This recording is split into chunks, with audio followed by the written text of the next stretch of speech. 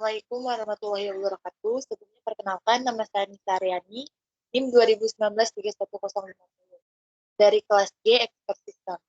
Nah, di sini saya akan membahas mengenai literasi jurnal sistem pakar diagnosa pulmonari TB menggunakan metode uji logik.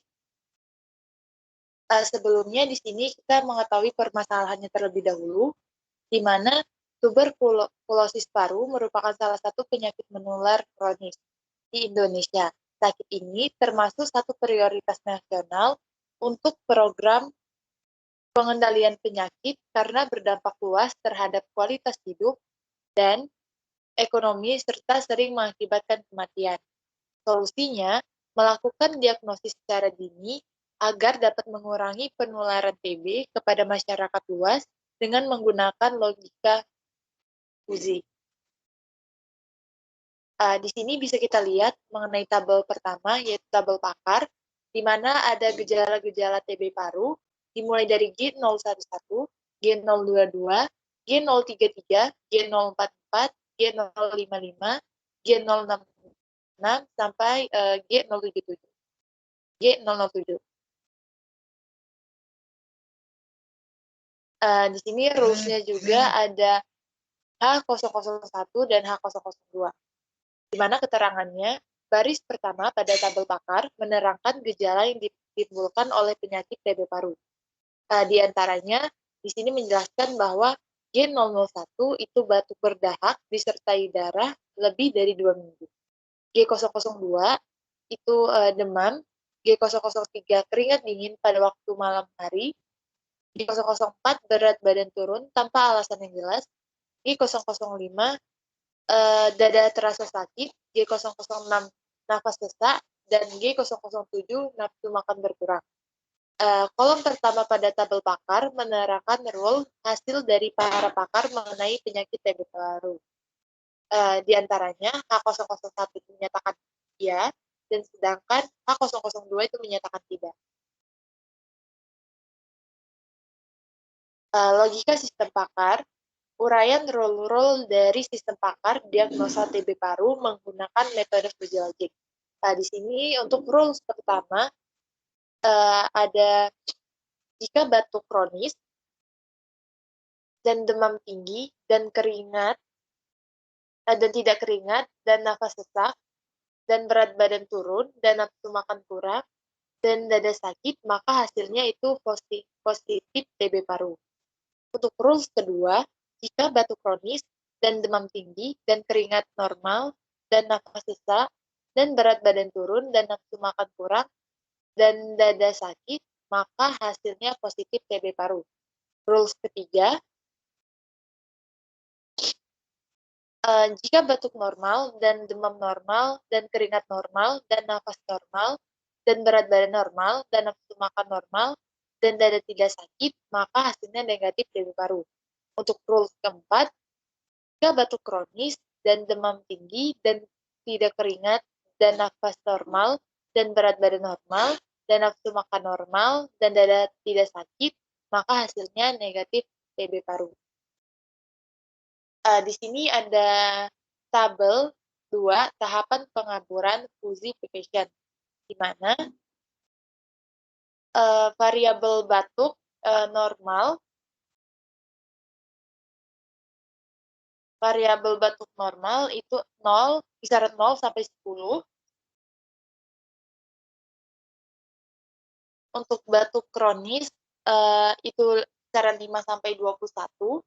Variabel demam normal 0 sampai 36, tingginya 30 sampai 39. Variabel nafas normal itu 0 sampai 20, sesaknya kisaran 15 sampai 30. Variabel nafsu makan normal kisaran 0 sampai 5, kurangnya 3 sampai 10.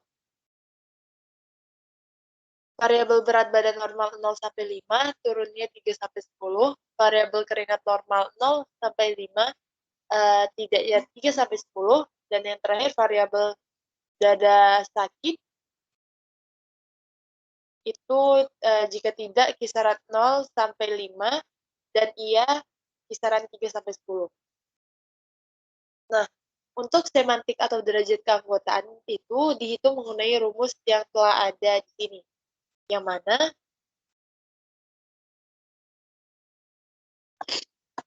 mana min dikali X min D per D min C, C kurang dari X, maka D lebih dari sama dengan X. Dan X min A kurang B min A, maka A, jadi hasil A kurang dari X, dan B lebih besar dari X.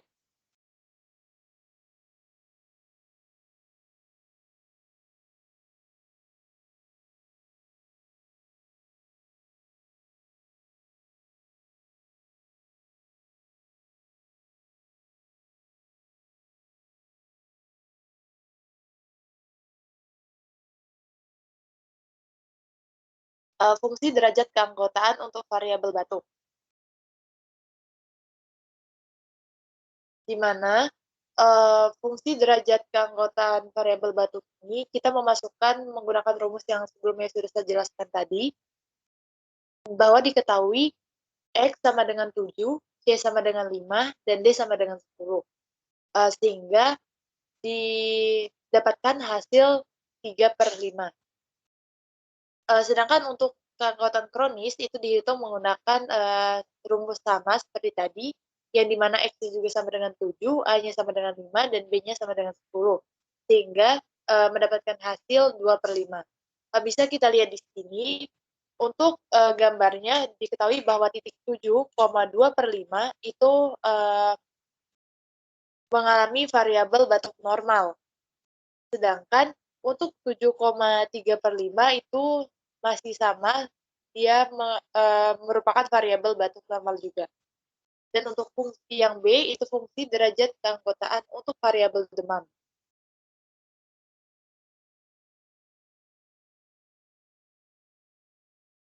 Di mana derajat keanggotaan normalnya diketahui X sama dengan 35, C sama dengan 30, dan D sama dengan 36. Maka memperoleh hasil 1/6. Untuk derajat keanggotaan tinggi, itu dihitung juga menggunakan rumus sama seperti sebelumnya, di mana X-nya sama dengan 35, A-nya sama dengan 30, dan B-nya sama dengan 36.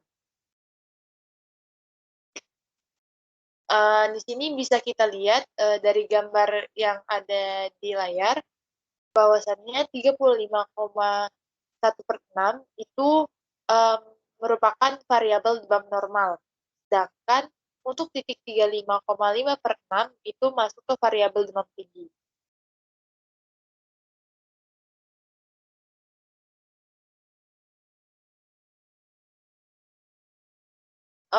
Yang C, fungsi derajat keanggotaan untuk variabel nafas, di mana derajat keanggotaan untuk normal itu dihitung menggunakan rumus seperti tadi, yang dimana X-nya sama dengan 18, C-nya sama dengan 15, dan D-nya sama dengan 20, maka mendapatkan hasil 2/5. Sedangkan untuk menghitung derajat keanggotaan kronis, diketahui X-nya sama dengan 18, A-nya sama dengan 15, dan B-nya sama dengan 20. Maka bisa kita lihat di sini, titik 18,2/5 itu masuk ke kategori nafas normal. Sedangkan titik 18,3/5 itu masuk ke kategori nafas sesak. Lanjut yang D, fungsi derajat keanggotaan untuk variabel nafsu makan,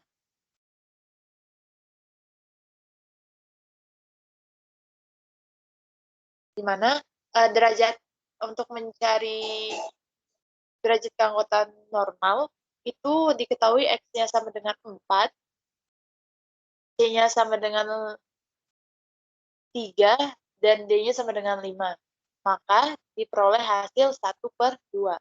Dan untuk menghitung derajat keanggotaan kurang, diketahui juga X-nya sama dengan 4, X-nya sama dengan 4, terus A-nya sama dengan 3, dan B-nya sama dengan 5, sehingga memperoleh hasil 2/2. Nah, bisa kita lihat di sini bahwasannya titik 4,1/2 itu masuk ke kategori nafsu makan normal. Sedangkan untuk 4,2/2 itu masuk ke kategori nafsu makan kurang. Nah, lanjut yang E, fungsi derajat keanggotaan untuk variabel berat badan. Di mana untuk mencari derajat keanggotaan normalnya itu diketahui X sama dengan 4, Y sama dengan 3, dan D-nya sama dengan 5, sehingga diperoleh nilai 1/2. Untuk mencari derajat keanggotaan turun, maka diketahui juga X sama dengan 4, A sama dengan 3, dan B sama dengan 5. Sehingga diperoleh nilai 2/2. Bisa kita lihat di sini, bahwasannya titik 4,1/2 itu masuk ke kategori berat badan normal. Dan sedangkan untuk titik 4,2/2 itu masuk ke kategori berat badan turun.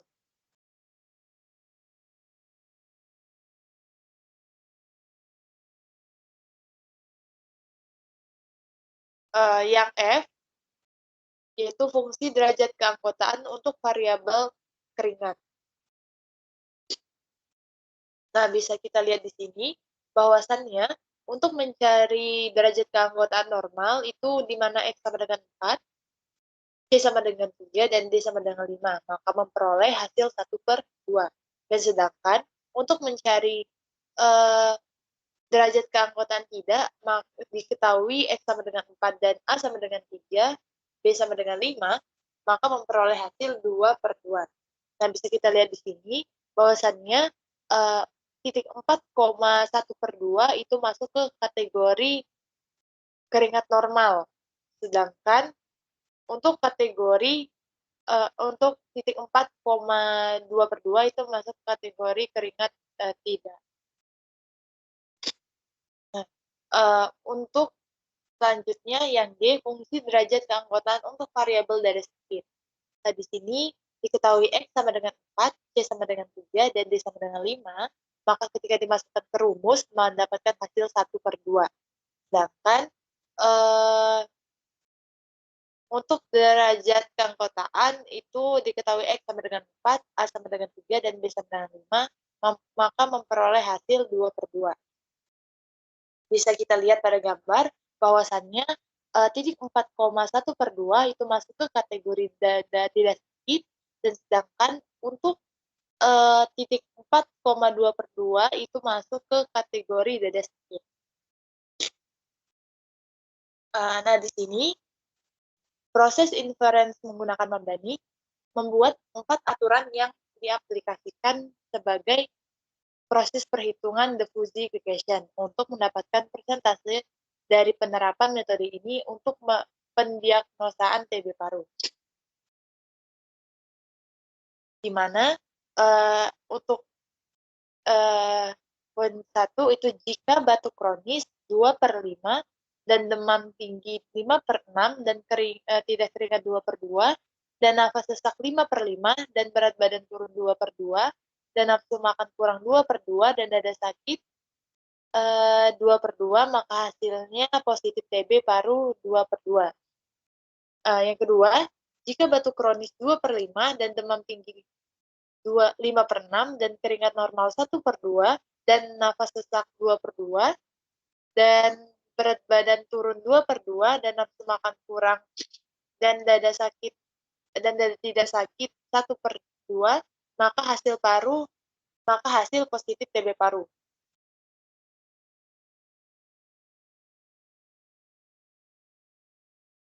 Nah, yang ketiga, jika batuk normal 3/5 dan demam normal 1/6 dan keringat normal 1/2 dan nafas normal 5/5 dan berat badan normal 1/2 dan dada tidak sakit 1/2 dan hasil negatif TB paru 1/2.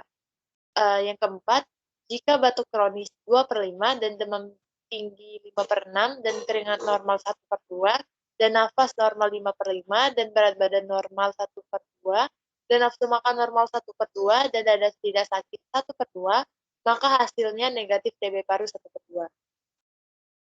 Nah, digunakan aturan disjunction dengan memilih derajat keanggotaan maksimum dari nilai linguistik yang dihubungkan oleh disjunction. Dari hasil positif 2/2 disjunction hasil positif 1/2 dihasilkan hasil positif 2/2.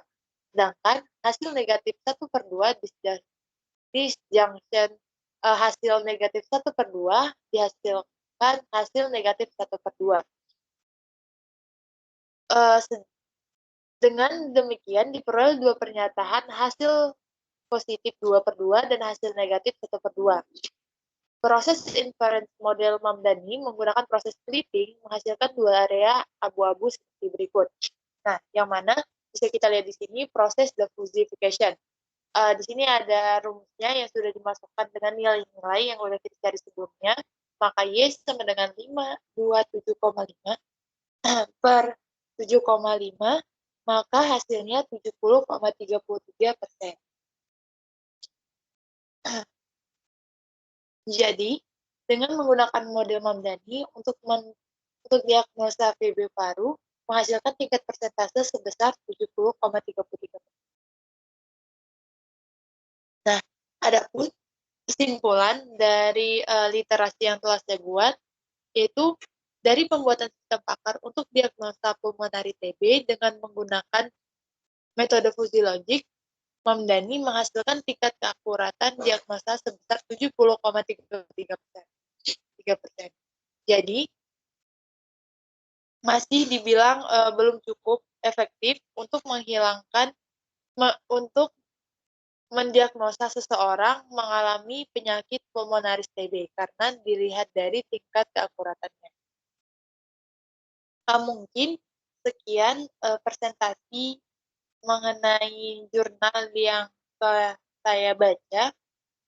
Mohon maaf apabila ada kesalahan kata. Saya akhiri wabillahi taufiq wal hidayah. Wassalamualaikum warahmatullahi wabarakatuh.